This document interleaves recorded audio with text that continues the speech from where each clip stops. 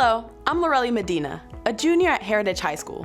Today, I'd like to share some information about one of the levies Evergreen Public Schools has on the February 11th ballot.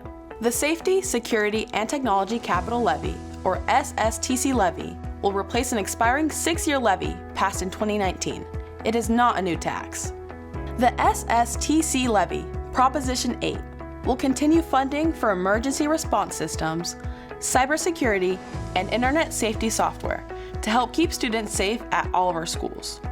It will continue funding for student and staff computers and laptops, school audiovisual equipment, and network infrastructure, plus our technology staff who fix broken computers and respond to student and staff technology needs. The SSTC levy will also continue funding for online curriculum, school communication systems, and district-wide internet services.